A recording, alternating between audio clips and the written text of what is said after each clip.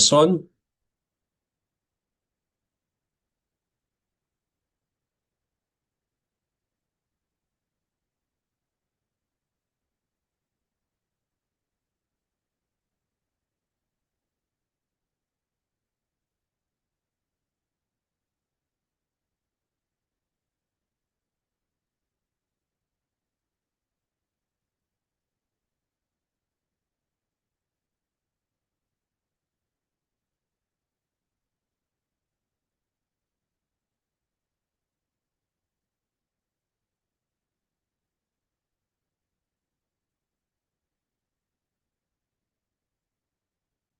Okay, so purihin ng Panginoon mga kapatid sa pagtutuloy ng ating pong gawain tonight. Ganyan po sa pagtutuloy ng ating pong discipleship training. Although matagal po tayong naantala dahil po sa ating pong dahil sa aking vacation, but then we thank the Lord that we can proceed and continue po yung ating pong pag-aaral. No? So saan na po ba tayo dito sa ating discipleship training? I hope and I pray mga kapatid na very pressed pa yung ating mga natutunan from this training. No? At napakaganda naman dahil meron tayong mga recordings yung lahat ng ating mga natutunan. Kaya napakaganda na kaya nating balik-balikan na muli itong mga pag-aaral na ito upang ma-refresh po tayo at patuloy nating maalala yung mga bagay na ating pong natutunan sa ating Panginoon. So sa ating pong discipleship training, meron po tayong 4 na module as what we have said before, no? Module 1, Module 2, 3, and 4. Sa ating Module 1, we talk about pursuing Christ at ang 6 na lesson po nakapaloob sa module na yan ay the Gospel, Repentance and Faith, Assurance of Salvation, Abiding in the Lord Part 1 and Part 2, at saka Prayer. Sa ating Module 2 naman, Loving God, mga attributes of God, Part 1 and Part 2, delighting in God, obeying Jesus, overcoming temptation, tsaka walking by the Spirit. Yung Module 3 natin, cultivating godliness, 6 na lesson din, practicing the one another's, connecting to the local church, the use of time, money and possessions, humility, tsaka forgiveness. At yung ating huling module is all about making disciples. 6 na lesson din yan, fasting, spiritual gifts, evangelism, the cause of discipleship, disciples, making disciples, saka creating a world vision. So far, ang natapos na po natin itong mga module na ito, itong Pursuing Christ, naintindihan natin ano ba ang ebanghelyo, ano ba yung repentance and faith, anong kahalagahan niyan in our salvation, at bakit napaka-inam at napakabuti na magkaroon tayo ng assurance of salvation. Gayun din, natutunan natin yung abiding in the Word. How do we abide in the Word of the Lord? Nagkaroon tayo ng 2 part in understanding this lesson at we learn about prayer. Okay, sa ating Module 2, Loving God, natutunan natin yung mga attributes of God, Part 1 and Part 2. Pag sinabi nating attributes, ito yung mga nature of God, mga characteristic ni Lord. Okay, so we talk about Part 1 and Part 2 of attributes of God, delighting in God. How do we delight in the Lord? Natutunan natin yan. We talk about obeying the Lord, overcoming temptation, tsaka how is it really to walk by the Spirit. Yung Module 3, na-complete na natin itong mga lessons na ito about cultivating godliness, practicing the one another's, why we need to commit to a local church, yung paano natin gagamitin yung ating oras. We talk about money and possessions, to be a good stewards of the Lord. Alam natin na lahat ng mga meron tayo, lalo na po yung mga pinansyal at mga meron pong tayo sa ating buhay are all from the Lord, no? And so we are called by God na maging good stewards ng mga grace ni Lord at mga pag-aari ng ating Panginoon. We talk about humility at gayon din na intindihan natin everything about forgiveness. Sa ating Module 4, to complete our training, making disciples, natapos natin yung fasting, naintindihan natin, we came to know our spiritual gifts. Kung matatandaan ninyo na nung nagkaroon tayo ng retreat, at marami sa inyo na natagpuan ninyo yung mga spiritual gifts, and I hope and I pray na dinidevelop na po ninyo yung mga spiritual gifts na yan for the glory of the Lord. We learn about evangelism, and then ang ating pong lesson last time before we stop ay naumpisahan natin itong the cause of discipleship. So dito po natin itutuloy yung ating pong lesson tonight. Okay, because of discipleship. Now, as a quick recap to tie doon sa ating pong lesson dahil medyo matagal tayo po at hindi tayo nakapagpatuloy. Napaganda i-review natin yung mga natutunan natin so far, no, nung inumpisahan natin itong lesson about because of discipleship. Napag-alala natin last time, if you still remember, na sinabi natin ang ating kaligtasan ay tunay lamang na free, no? Our salvation is absolutely free. No, it's wala tayong ginawa. It is something that the Lord has just given to all of us by grace. Sabi doon, it is just a gift that we have received from the Lord, and we are able to receive it by faith, no? So yung ating salvation, wala tayong ginawa diyan. Wala tayong pinagtrabahuhan dyan. It is absolutely free. But then, although salvation is free, sabi nga natin, no? But then, yet it costs you of your very own life. No? Kaya nga pinagpalit natin yung ating buhay, kapalit ang ating Panginoong Jesucristo. Kaya very costly po, no? Although salvation is free, but then it costs you your very own life. So you receive it freely at no expense, sabi nga natin. But once you receive it, you have just committed everything you are and have to Jesus Christ. So dahil pinagpalit na natin ang ating buhay, ang Panginoon ang nagmamay-ari ng ating mga buhay. So kinumit na natin sa Panginoon lahat-lahat ng meron sa atin, no? Yung lahat-lahat patungkol sa ating buhay. And that is why makita natin dito na it is so costly that it costs us everything, no? Yun yung makikita natin dito. When we receive Jesus Christ, we are no longer our own. We have been bought with a price. Dahil po itinubos ng Panginoon sa ating pong pagkakasala, bilang alipin ng mga kasalanan. Kaya nga po sabi natin, nung tinanggap natin ang ating Panginoong Jesucristo, nung tayo po naligtas, sa pamagitan niyan, sabi doon, we are no longer our own. Hindi na natin pag-aari ang ating mga buhay. Ang may-ari na niyan ay ang ating Panginoon Diyos, no? Dahil tayo po ay tinubos, okay? Ng banal na dugo ng ating Panginoon to. So, ngayon po tayo po ay naligtas na at tayo po ay nasa Panginoon na, napakagandang at napakainam na we need to truly follow now the Lord, no? Tayo po ay tinawag ng Panginoon, hindi lang po maligtas. Ang salvation po is not for us to be in heaven only, no? And to be saved from our sins. But then salvation natin is a higher purpose for us to be disciples of the Lord, and to be a disciple of the Lord, we are called to follow Him. And to truly follow the Lord, we must consider the cost. So kung gusto natin talaga na makusunod at maging tagapagsunod ng ating Panginoon Jesucristo, napaka-importante na maintindihan natin, mai-consider natin yung cost. Ano ba yung mga hinihingi ng Panginoon para maging tunay na tagapagsunod ng ating Panginoon. Okay? Napaka-importante na makonsider natin yung cause before even we have that desire to follow Jesus Christ. Kasi kung hindi natin paintindihan yung mga cost na yan o yung mga hinihingi ng Panginoon, kung tayo tumanggap sa Kanya at kung tayo po ay lalakad kasama ng Panginoon, then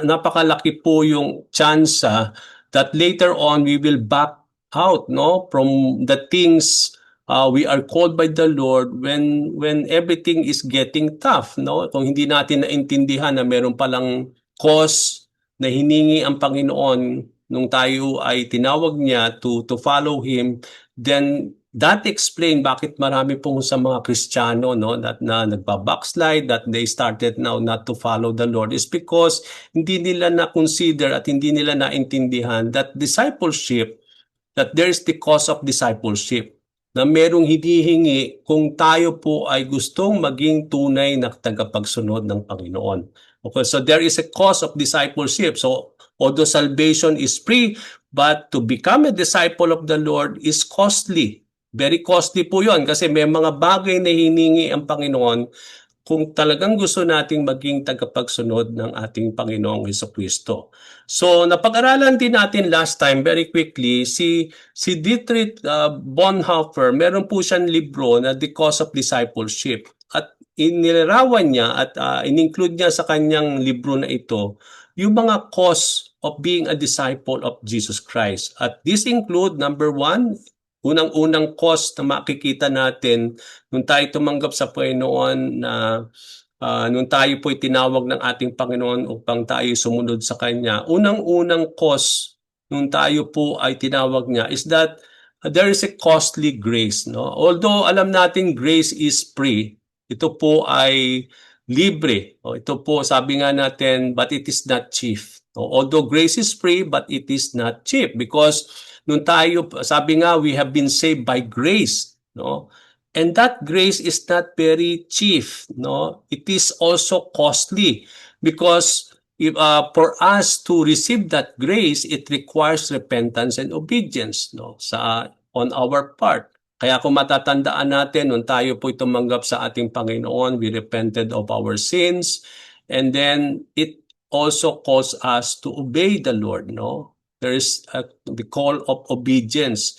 So kung mapapansin natin dito na to be a follower of the Lord, no, to be a disciple of Jesus Christ, it requires repentance and obedience. Yan po yung hinihingi. So kung hindi tayo ready to repent of our sins and we don't have that heart to obey the Lord, then we will have a hard time following the Lord Jesus Christ. Kasi one of the cause of being a disciple of Jesus Christ is we know how to repent and we know how to obey the Lord. Okay? So, and that's why we need to rely on the grace of the Lord. Kasi napaka-importante yung grace ni God, no? We will not rely on our own, but we need always to rely on the grace of Jesus Christ. Okay? So, unang-unang makikita natin dito na cause of discipleship, to be a disciple, it requires what? Repentance and obedience. Another cause of being a disciple of the Lord, yung call, sabi natin, to discipleship. Ang ating Panginoon, tinawag niya ang bawat isa sa atin to follow Him, which means leaving behind our old way of life. So ang kapalit ng pagsunod natin sa Panginoon ay kailangan nating iwanan at talikuran yung ating mga maling gawa, yung mga mali nating pamumuhay dati. So iyan, isa yan sa mga cause of discipleship. Kaya very costly talaga ang discipleship. O very costly ang disciple kasi kung hindi tayo handa na iwan at talikuran yung ating mga maling gawain, yung ating maling pamumuhay, then we cannot follow the Lord, no? Kaya nga makita natin dito na yung to be a disciple is a costly thing because it requires leaving our old way of life.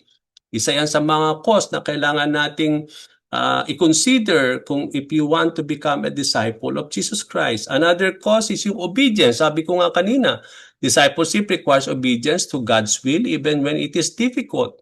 So yung pagtawag ng Panginoon to follow, sabi niya, come and follow me, no? Yung tinawag tayo to come and to follow the Lord, it requires our obedience to it.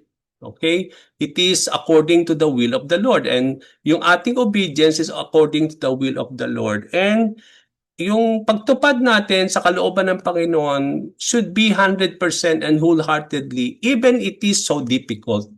Okay? So, alam natin mga kapatid, no, may mga sandali that we can obey the Lord. No, dun sa mga bagay na hindi ganun ka-difficult pero may mga sandali na we disobey God kasi very difficult yung mga bagay na yon. But then, sabi nga natin, when we are called to become disciples of Jesus Christ, nung tinawag tayo ng Panginoon to follow Him, it requires obedience even though it is so difficult to follow the Lord. So yun yung isa sa mga cause, no? Yun nga yung cause na napaka-costly ang maging tagapagsunod ng Panginoon kasi it requires wholehearted obedience even though it is difficult to follow the Lord. Another cause na nakita natin last time is the cause of discipleship in community. Discipleship is not a solo journey. Nung tinawag ng Panginoon tayo to come and follow Him, we are along with fellow believers in the Lord, no? Hindi tayo nagsosolo sa ating journey with the Lord. It requires fellowship with other believers. Kaya kailangan natin na maging part ng isang local church, no? Magkaroon ng fellowship sa mga kapwa mananampalataya, no? Kaya napaka-importante, yan ay isa sa mga cause, no, of the discipleship. To become a disciple is to become part of a community of believers in the Lord. So hindi tayo pwedeng solo lone ranger sa ating pong walk with the Lord, no? So kailangan natin ang mga kapwa nating mananampalataya sa ating pong paglakad, sa ating pong pagsunod sa ating Panginoon. So cause of discipleship then is we are willing to suffer for the Lord. Alam natin, ang isang disciple, sabi ni Jesus Christ, if they have persecuted me, you will be persecuted also because of me. So we face persecution and suffering because of our union with the Lord. So kailangan na handa tayo. Isa yan sa mga cause.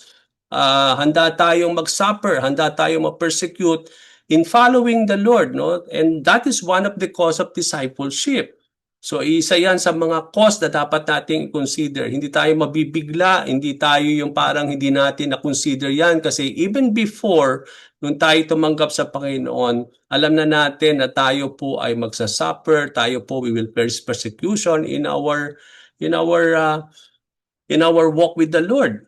No? Kaya nga napaka-importante na i-consider natin i-cause na ito when it comes to suffering and persecution. Okay? And then alam din natin na one of the things na cause of discipleship is we are to die, no? Sabi nga natin, when Christ calls a man, he bids him to come and die. So, one of the cause of discipleship, sabi nga natin, Jesus Christ calls us to die on our old self. No? We are willing to die on everything, on our old life. We are willing to die on our sinful nature. No? So kailangan natin po na isa yan sa mga cause of being a disciple of the Lord. No? Na we are called, sabi nga natin, to die on our old self. And then another thing is that while discipleship requires sacrifice, it also brings true joy and fulfillment.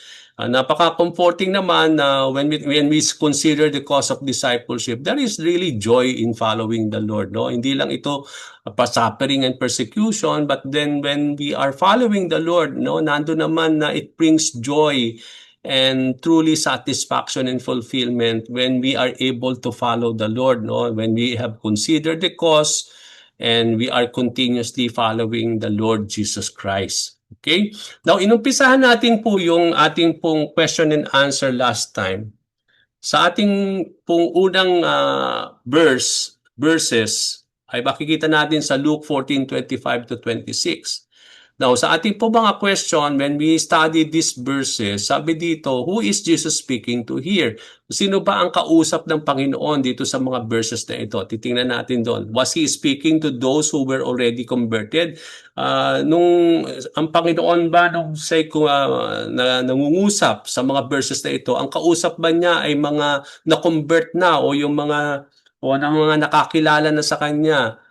In order to bring them up to the second level of Christian experience? Ito ba ay mga na-convert na at dahil na-convert na sila ay kinakausap sila ng Panginoon para itaas yung kanilang level ng kanilang pong experience bilang mga Kristiyano? Or was He speaking to unbelievers? O ang mga kausap ba ng Panginoon dito sa mga verses na ito ay mga unbelievers o hindi pa mga nakakakilala sa Panginoon na nangangailangan na sila'y maligtas? So titingnan natin yan. They are convert people or they are unsaved unbelievers who need to be saved? Titingnan din natin sa ating pong verses na yan, ano yung tatlong mga bagay, no? What are the three things someone must be willing to do? Ano yung tatlong bagay na dapat daw willing gawin ng isang tao kung gusto niyang maging isang tunay na disipulo ng Panginoon? Ano ba yung tatlong bagay na yan na makikita natin? So, yung tatlong bagay na yan, kung i-reflect natin dyan sa ating buhay, may measure natin, no? Makikita natin kung talagang tayo ba yung mga tunay na disipulo. Kasi kung makikita ninyo yung tatlong bagay na yan sa inyong buhay, then it proves itself that you are indeed disciples of the Lord, no? And you are considering really yung cause of discipleship. Another question na dapat nating maintindihan sa verses na yan, what do you think Jesus meant by hating our father, mother, wife, children, brothers, sisters? And also we will compare it with Matthew 10 verse 3, no? Titingnan natin yon. Ano bang ibig sabihin niya? Literal ba yung hating na kailangan nating kasuklaman o i-hate yung ating ama, yung ina, yung ating pong mga asawa, yung ating mga anak at kapatid when we are called by the Lord to to follow Him. Now, let's read po yung, and another dito, was Jesus content with followers who were not committed to Him?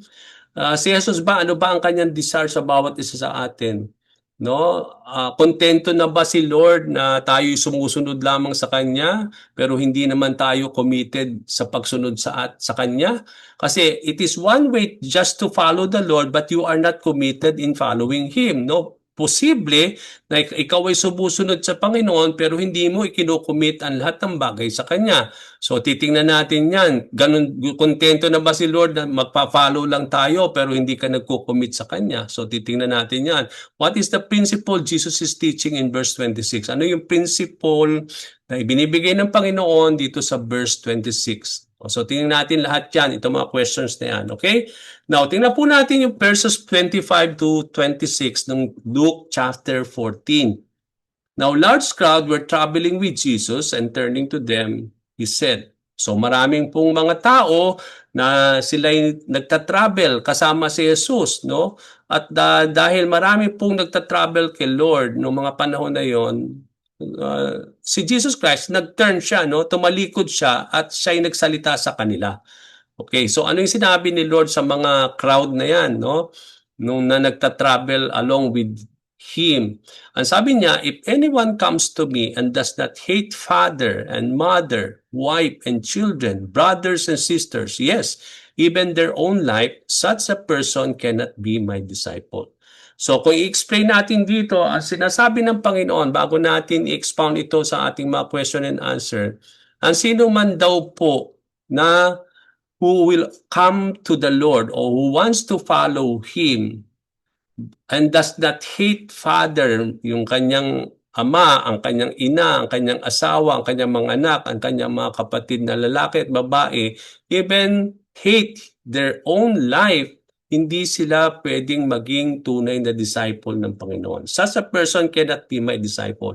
So one of the cause of discipleship, if you want to become a disciple of the Lord, there is a cost. Merong hinihingi. Ano yung hinihingi? Na, ang sabi dito, for you to become a disciple of the Lord, sabi dito, you need to hate your father, mother, wife, children, brothers, sisters, and also even hate your own life. Now, ano bang ibig sabihin ng hate? Ito ba'y literal, no? Titingnan natin yan mamaya. Kasi para namang hindi natin maintindihan si Lord, no? Bakit kailangan natin kasuklaman yung ating mga mahal sa buhay, yung ating pamilya, kung gusto natin talagang maging disciples ni Lord? So ito ba'y literal or figurative speech, no? So titingnan natin yan mamaya. Okay? So let's now read. Now, sino ba dito ang mga kausap ng Panginoon? Mga na-convert na ba ito o mga unbelievers? Now, Jesus is speaking to the large crowd who would have consisted of every conceivable kind of person. So itong crowd na ito, mga kuntiting pag-aaralan natin yung context ng ang verse na yan, mga kapatid. Yung large crowd na yan ay binubuo ng mga iba't ibang mga tao. At dahil maraming tao dyan, there would have been some in the crowd who were just curious. No, maaring sa karamihan dyan sa napakaraming tao na yan ay para bang curious lang sila, kaya sila ay sumusunod kay Lord. Kaya kung saan siya nagpupunta, nandun din itong mga taong ito. So isa yan sa mga conceivable na mga tao na part ng crowd na yon. Another thing naman is that others who wanted physical healing. Maring iba niyan, may mga karamdaman na sakit, kaya nagnanais sila na sila po ay magkaroon ng healing sa Panginoon. And others who were sincerely interested in His message. Marami naman siguro na isa sa mga kind of person na mga na part ng crowd na yon, hindi lang yung mga curious lang, hindi yung nangangailangan ng mga physical healing. Maaring yung iba naman doon ay mga talagang merong interest o meron talagang desire na marinig talaga ang mensahe ng Panginoon. But most of these people were unbelievers needing to be saved. So hindi sila mga convert people, hindi sila mga saved pa. Hindi sila yun na convert na. Marami doon, karamihan doon sa mga large down yan, most of these people are really unbelievers who needs to be saved. Okay? So kailangan nila na sila'y maligtas muna. So kung mapapansin natin dito mga kapatid, it is impossible to become a disciple of the Lord, na susunod ka kay Lord kung hindi ka masisave muna. So kailangan natin maligtas muna. Kasi isa yan sa mga cause of discipleship. You need to be saved, no? Kasi kung hindi tayo masisave out of grace, out of the Lord, then we cannot really follow the Lord. So you are just one of those people na talagang walang purpose yung pagsunod sa Panginoon. Gaya nitong mga tao ito, mga unbelievers sila, hindi pa sila naligtas, but then they are following the Lord. But then it requires for them to be saved first, no? For them to experience yung healing, for them to experience yung grace, no? Para ma-experience nila itong lahat ng mga bagay na. So, hindi ito mga convert peoples. They are unbelievers who needs to be saved. Now, what are the three things someone must be willing to do in order to be one of the Jesus disciples? Sabi ko nga kanina, pwede nating i-reflect itong tatlong bagay na ito para malaman natin kung tayo ba ay mga tunay na disipulo ni Lord who are willing to consider the cost of being a disciple. Ano ba yung tatlong bagay na makikita natin dito?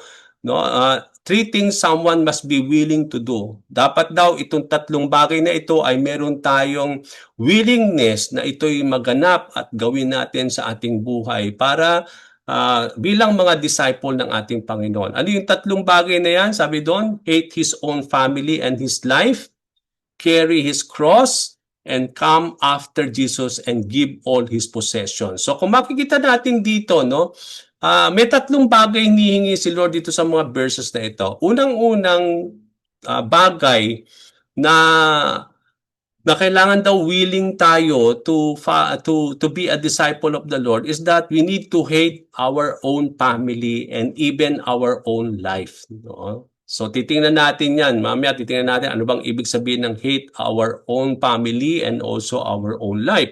Pangalawa is that we need to carry our cross and follow Jesus Christ. Okay?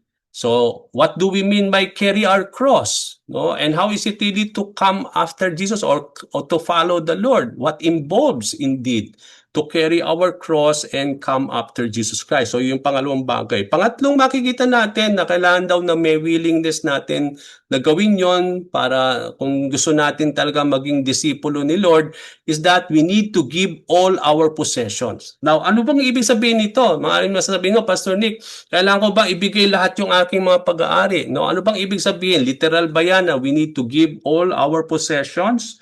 So titingnan natin yan, no? So yung tatlong bagay na so ano yung tatlong things that we need to consider if we really want to follow the Lord? First, hate our own family and our life, carry our cross and follow Jesus Christ. Pangatlo, give all our possessions. No, so ano bang ibig sabihin yan? Okay? Now, what do you think first Jesus meant when he said hating our family and even our own life? Now, titingnan natin yan in the context of Matthew 10:3, no? As kung makikita natin yung ang ibig sabihin po nung hate diyan, nung sinabi ng Panginoon that if you want to become my disciples, you need to consider hating your father, mother, wife, children, brothers and sisters. Okay, it means to love his family less than Jesus Christ. So Christ must have our unswerving allegiance over every other human relationship. So kung tayo po ay sumunod sa ating Panginoon, tinanggap natin siya, pinagpalit natin ang ating buhay para sa Kanya, ibig sabihin, yung ating pong allegiance ay para sa Kanya lamang. Wala dapat tayong kaagaw, walang kaagaw dapat si Jesus Christ sa atin. Okay, so ibig sabihin, we are not worthy of the Lord kung mas mahal mo ang asawa mo kaysa sa Kanya. Yun ang ibig sabihin ni Lord, no? It means to love His family less than Jesus Christ. Kailangan yung pagmamahal natin is more than, ang pagmamahal natin kay Jesus ay more than your wife. Yung pagmamahal natin kay Jesus Christ is more than your love for your father, more than your love for your mother, more than your love for your wife, more than your love for your children, more than your love for brothers and your brothers and sisters, even more than you love yourself. So, ibig sabihin, yun ang ibig sabihin nun, no? We are not worthy to become disciples of Jesus Christ kung mas mahal mo ang sarili mo kaysa kay Lord. So, conflict yun. So, dapat si Lord lang ang mahal mo, hindi yung sarili mo. Because kung mahal mo ang sarili mo, you cannot really love Jesus Christ. You cannot really follow Him. Kasi mangunguna lagi, mananaig lagi yung sarili mo, yung kagustuhan mo, kung mas mahal mo yung sarili mo. Ganon din naman yung pagmamahal natin sa ating mga pamilya at mga mahal sa buhay. No? We cannot love our wife more than the Lord. No? Kasi si Jesus Christ ang ating first love. So sabi ko nga last time, ang first love ninyo, hindi yung mga asawa ninyo o hindi yung mga first crush ninyo o yung mga unang parang mga crush ninyo. No? So your first love is really the Lord. Okay? So it means to say, to become a true disciple of the Lord, dapat walang kaagaw si Lord pagdating sa pagmamahal. No? He wants our whole heart love and allegiance. No? Compare with the love with our love for our families. Hindi ibig sabihin nito na hindi natin mamahalin yung ating pamilya. No? Hindi yun ang sinasabi ni Lord. Ang sinasabi ni Lord dito is that, yes, we need to love our family, we need to love our wife, we need to love our father and mother, our children, brothers and sisters, but we need to love them less compared with our love for the Lord. So yun po yung ibig sabihin. I hope na very clear po yun, no? Hindi po literal yung hating dyan, but then it talks about loving less, no? We need to love less our families and our loved ones more than our love for the Lord. Okay? So was Jesus content with followers who were not committed to Him? Kontento na ba si Lord na sumusunod lang ang tao sa Kanya pero hindi nagko-commit? Tingnan natin kasi marami pong Kristiyanong ganyan, no? I hope hindi po tayo ito yung mga na nagfa-follow tayo, sumusunod tayo, we are following the Lord, but hindi natin kinukubit ang sarili natin sa Kanya. Pero si Jesus pa, kontento na ganun lang? Okay, absolutely not. Jesus said they could not be His disciples. Kung hindi tayo marunong mag-commit kay Lord sa mga bagay na hinihingi niya sa atin, then we cannot really follow the Lord. We cannot really become His disciples. So kailangan ng commitment, no? To become a follower, if you really want to follow Jesus Christ, kailangan may commitment tayo mga kapatid, no? It requires commitment. Obedience is a commitment, no? Kaya napaka-importante po yung we need to commit everything to the Lord. Dahil isinuko mo na nga lahat ng sa Panginoon, then it is really possible to commit our whole thing to the Lord, no? When we follow Jesus Christ. So, we cannot follow the Lord without committing. So, kung mapapansin natin dito, doon sa crowd na yan, makikita natin na itong mga taong ito, mga crowd na ito, they are just following the Lord, but there is no commitment on their part. Kaya nga hinarap sila ni Lord, tumalikod si Lord, no? If you really want to follow me, then ito ang kailangan i-consider ninyo. You have to hate your father, mother, and brothers and sisters, no? Even you need to hate yourself, no? Because if not, then you cannot be my disciple. You cannot follow me without committing on these things. Yun ang sinasabi ni Lord. So what is the principle Jesus is teaching in this verse? Christ must be our supreme love. So yun ang ibig sabihin noon. When we talk about we need to hate, no, you cannot be if you are not willing to hate your families and loved ones. Ang sinasabi dito ni Lord is that Jesus Christ should always be our supreme love, no? Yung ating pagmamahal sa Panginoon is more than our love for our families and our loved ones. Yun yung sinasabi ni Lord dito. Hindi sinasabi ni Lord na kasuklaman natin sila, literally, but then ang sinasabi ni Lord that we need to love Him more compared with our love for our families and our loved ones. So Jesus Christ should be our supreme love. So what did it mean to carry your cross? So tapos na tayo sa unang bagay, no? Sabi doon, 'di ba? Natatandaan ninyo ano yung tatlong bagay na dapat willing tayo if we want to become disciples of the Lord? Number 1, we need to hate our families and even our own life.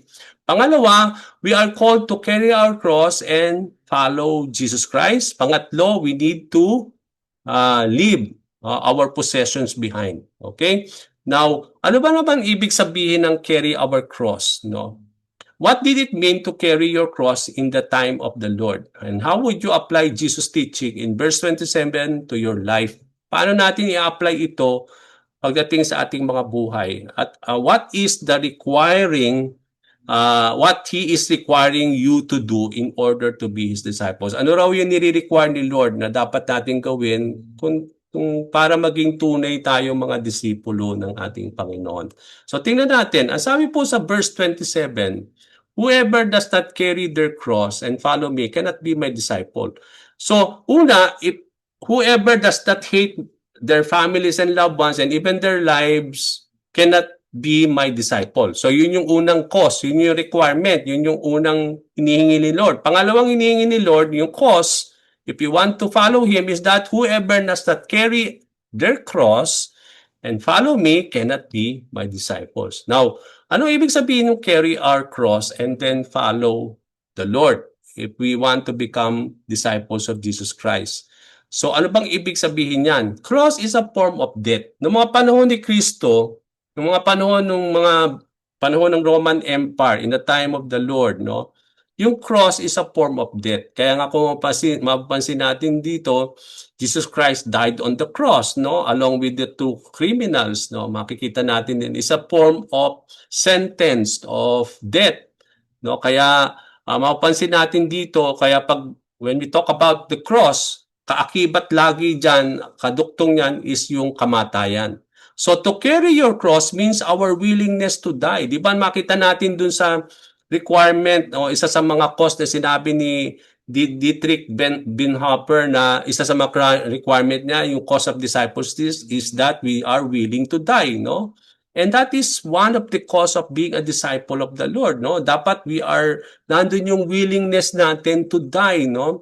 And to carry our cross means you are willing to die. To die on what? To die on your old self, no? To die on your sinful flesh, no? Kaya yun yung ibig sabihin niyan. No, kaya nga mapapansin natin dito, 'di ba, mahal na araw, minsan niniliteral nila itong carry your cross, no?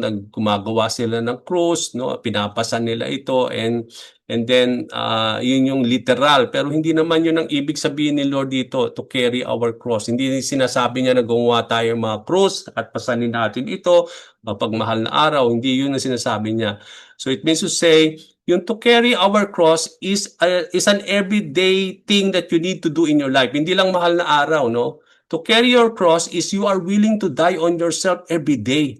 Na hindi mo bibigyan ng kahalagahan yung sinful flesh mo na manaig sa iyo pa. Dahil kasi kung pairali natin yung mga sinful flesh natin, lagi tayo magkakasala sa Panginoon, no? So we need to put to death our sinful flesh. We need to put to death our old life so that we are able to follow the Lord, no? So isa yan sa mga kailangan natin gawin if we really want to follow the Lord. Kasi kung hindi natin po, wala tayong commitment and desire to die on our old self, then it is not possible to follow the Lord. Sabi nga ni Lord, you cannot be my disciple if you are not able to carry your cross. To carry your cross means you are willing to die on your old self.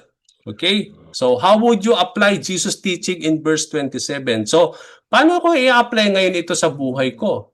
Itong verse 27. What is He requiring you to do in order to be His disciples? No? So Jesus is requiring that we die to our old lives of sin and follow Him wherever He leads, no matter the suffering or cost. Kaya nga sabi ng Panginoon sa verse 27, no, you must be willing to carry your cross and follow me. No, as you carry your cross, no, as you die on your old self, you are called to follow the Lord, no, wherever He is leading you, no matter the suffering or cost. So, ang pagsunod natin sa Panginoon, mga kapatid, sabi nga follower, you are a follower. Sino yung nangunguna? Si Lord, no? Si Lord ang nasa una, you are just following the Lord. So, si Lord ang nagdi-lead sa atin, hindi tayo ang nasa unahan. At hindi tayo ang nagdi-lead sa sarili natin. Sinusundan natin si Lord, kaya nga follower kayo eh.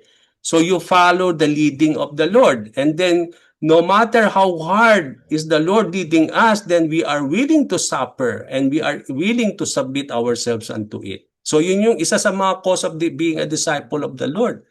No, yun naman ang side ng following Jesus Christ, no? You need to follow Him wherever the Lord is leading us, no matter how hard it is allowing us to be led unto it, then we are willing even to suffer and die for the Lord, no? So we are even willing, sabi nga natin, to be sabi nga natin, to be persecuted. Sabi nga natin kanina, no?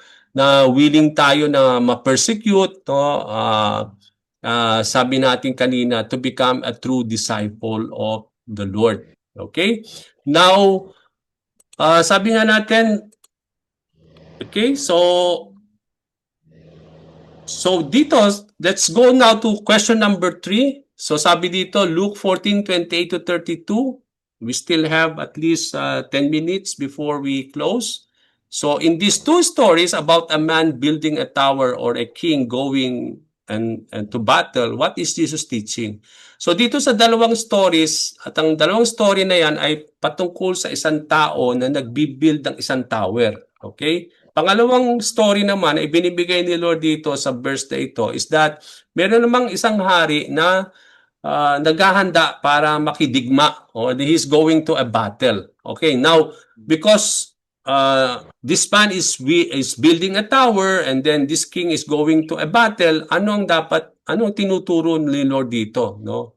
And then how would you apply his teaching in our evangelism today? Paano daw natin i-apply ito sa ating evangelism, no? When we evangelize and share the gospel or bring people to the Lord. Okay? Let's see itong story na ito. Napakaganda itong story na ito, no, about these two men. Yung unang tao dito, sabi nga natin, a man who is building a tower. Pangalawa is a king preparing to go for a battle. Okay. Now, sabi dito, suppose one of you wants to build a tower. Won't you first sit down and estimate the cost to see if you have enough money to complete it? Or if they lay the foundation and are not able to finish it, sabi doon, everyone who sees it will be ridicule you, saying this person began to build and was not able to finish. So yung unang story na ibinigay ng Panginoon dito is about a man, isang tao na gusto niyang magtayo ng isang tower. Okay? Now, kung mapapansin natin dito, ang sinasabi ni Lord, kung tayo daw po ay magtatayo ng isang tower, anong unang dapat natin gawin? Magtatayo ba tayo kagad? Or kailangan nating umupo muna at i-estimate magkano ba ang magagastos mo, ano ba ang kailangan para matapos mo itong tower na ito? Okay? So yun daw ang dapat gawin. You need to consider first the cost. Okay, kung magkano ba talaga ang mauubos sa isang tower, ano bang mga kailangan para mag-build itong tower? Kasi bakit natin kailangan gawin muna yon? Bakit hindi tayo sunggab kagad magtatayo ng tower? Kasi sabi dito, for if you lay the foundation, kung inilatag mo daw ang pundasyon at hindi mo natapos yung pagtatayo nitong tower, lahat ng mga tao na makakakita nyon, i-ridicule ka. Okay? Na pagtatawanan ka or i-ridicule ka kasi sasabihin nila sa iyo itong taong ito nag-umpisa siyang magtayo, no, pero hindi niya na kayang buuin at tapusin. Okay? So ganun din naman pagtingin ko yung ating kung i-apply natin to sa ating buhay, ganun din tayo. If we are willing to follow the Lord, kailangan nating i-consider yung cost. Kung talagang may heart ba tayong mag-follow kay Lord or meron ba tayong talagang commitment na sumunod kay Lord? Kasi kung wala, ito yung mga sandali na talagang kapag nahihirapan na tayo, maraming Kristiyano titigil na, no? Kasi they had not considered the cost. They are not able to fully complete everything, no? They just began to follow the Lord without even considering yung commitment, without even considering yung obedience, no, yung lahat ng mga bagay na hiningi ni Lord. Eh, ganun din naman yung pangalawang story, no? Sabi dito, or suppose a king is about to go to war. So, pangalawang story naman na binigay ni Lord to ilarawan ito is that meron daw isang hari, no, na nagpe-prepare para makitigma o to war against another king, no? Makikitigma sa kapwa niyang hari, okay? So, ito bang hari na ito na siya'y makikitigma, susugod na galang kaba kagad, no? Makikigera ba siya kagad without even sitting down and consider whether he is able to with 10,000 men to oppose one coming against him with 20,000? No? Kailangan i-consider mo muna, ilan ba yung army mo? Ilan ba yung army ng kabila? Kasi kung come to think, 10,000 lang yung men mo, yung kabila 20,000, do you think you will win? No? So kailangan natin i-consider muna. Kailangan natin mag-sit down first before we go to battle if we are able to win or not. If he is not able, he will send a delegation. So dahil makikita niya kung siya'y umupo, makikita niya na parang wala siyang chance na manalo. So anong gagawin niya? He will just send a delegation while the others still a long way off and will ask for terms of peace. So bakit ka makikitigma? So ang aim mo ngayon is that dahil wala ka namang chance to win, so ang terms mo ngayon for that king is to have peace, no? Magkaroon ka magpadala ka ng delegation while itong mga taong ito on the way hindi pa sila nakarating sa inyo is that you are now willing to seek peace with this king. Okay? So, kung mapapansin natin, ano ba ang tinuturo ni Lord dito sa mga bagay na ito? Kung i-apply natin ito sa ating buhay. So, what does the Lord, no? Ano bang tinuturo ni Lord? He is teaching that even men of the world, before engaging in some kind of enterprise, whether building a tower or fighting an enemy, will carefully consider what it costs to complete the enterprise and whether he has the resources necessary to complete it. So anong tinuturo dito? Okay? So ang tinuturo ng Panginoon dito na even in our everyday life, no, itong example ni Lord is parang normal itong nakikita natin sa ating buhay, no? Marami diyan na nagtatayo pero hindi nila matapos kasi hindi nila kinonsider kung meron ba silang resources, meron ba silang mga enough money to finish everything, no? So ang tinuturo na yung Panginoon dito is that we need to consider the cost of everything first. Whether meron ba tayong resources to complete everything. So yun ang tinuturo ng Panginoon dito from the story. And then kung mapapansin natin dito na how would you apply this teaching ngayon? Paano natin apply ito as we end? When we preach the gospel, we need to tell lost people what it will cost them and have them seriously consider whether they are willing to pay the price. So, kapag tayo nagsishare, no, nag-evangelize, napaka-importante mga kapatid na hindi lang natin ililid sila kay Lord. Napaka-importante na ma-explain din natin sa kanila na kapag sila'y tumanggap na kay Lord at sila'y masasave, it requires for them to consider paying the price. No? Kasi sabi nga natin, salvation is not a finished thing. Salvation is just a stepping stone for you to become a disciple of the Lord. Ang aim doon is to become a disciple. Okay? Hindi ma-save. Kailangan lang ma-save para maging disciple. Kaya nga, napaka-importante na hindi natin, ni-explain natin sa tao kasi hindi lang sila dapat ma-save. But once they are saved, they are willing to pay the price of discipleship. Ano yung payment? Yun nga, yung kailangan nila i-give up yung life nila in exchange of the Lord. They are willing to hate their families, no? They are willing to love Jesus Christ more than their families, more than themselves. Kailangan nilang i-consider that they need to carry their cross. They are willing to die on their old self and follow the Lord where He is leading them. And also they need to consider, sabi nga natin mamaya, yun nga, you need to, sabi nga, give up your possessions, no, in exchange of Jesus Christ. No? Although hindi natin matatackle yun ngayon, siguro sa next meeting natin, dahil we don't want to exceed our time, tatackle natin yung last thing, no?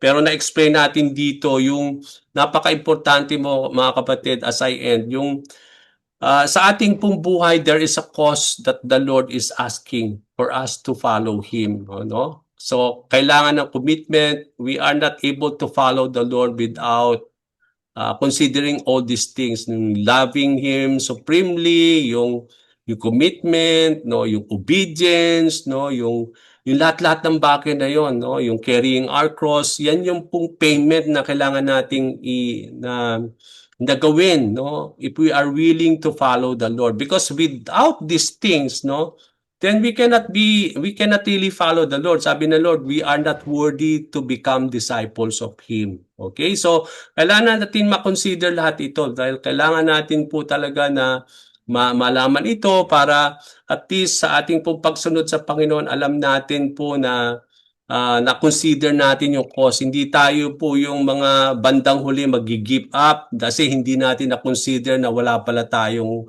desire to follow the Lord, or we are not willing to suffer and be persecuted out of Him, no? But then, even before we follow the Lord, nalaman na natin lahat ng ito. Kaya kapag ito man ay mangyayari sa atin, mga kapatid, as we follow the Lord, hindi tayo mabibigla.